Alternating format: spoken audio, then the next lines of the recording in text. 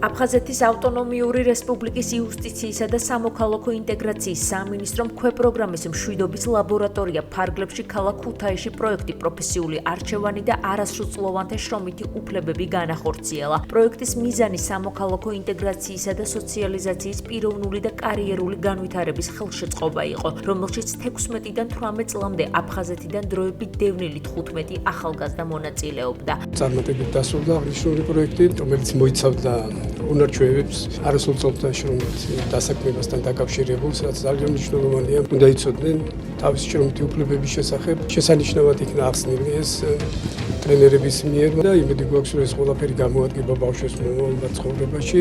აღნიშნული პროექტი აფხაზეთის ავტონომიური რესპუბლიკის საინფორმაციო ანალიტიკურ ცენტრთან პარტნიორობით განხორციელდა ორდღიანი სემინარის ფარგლებში ახალგაზრდებს შესაძლებლობა ჰქონდათ ინფორმაცია მიიღოთ შრომის ბაზრის გამოწვევებსა და ტრენდულ პროფესიებზე. ასევე აფხაზეთის საინფორმაციო ანალიტიკური ცენტრის დირექტორმა ეკა წივწივაძემ აფხაზეთიდან დევნილ ახალგაზრდებს ჟურნალისტის პროფესიაზე მიაწოდა ინფორმაცია, ესაუბრა ფეიქ ნიუსების პროპაგანდისა და დეზინფორმაციის საფრთხეებზე და მედია წიგნიერების მნიშვნელობაზე. მოსწავლეებმა ასევე გაიგეს თუ რას ნიშნავს სამშვიდობო ჟურნალისტიკა და როგორია მისი როლი კონფლიქტის მოგვარების პროცესში.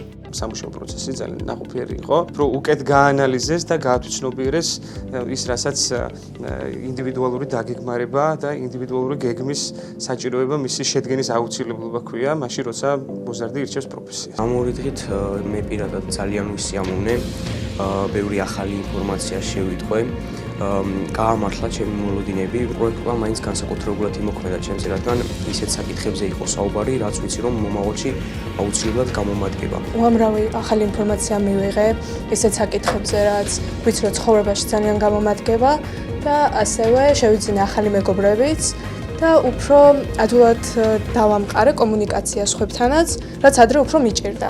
დასკვნითი ღონისძიების ფარგლებში პროექტის მონაწილე ახალგაზრდებმა არასრულწლოვანთა შრომითი უფლებების, პროფესიული არჩევანისა და კარიერული განვითარების საკითხებთან დაკავშირებით პრეზენტაციები წარადგინეს.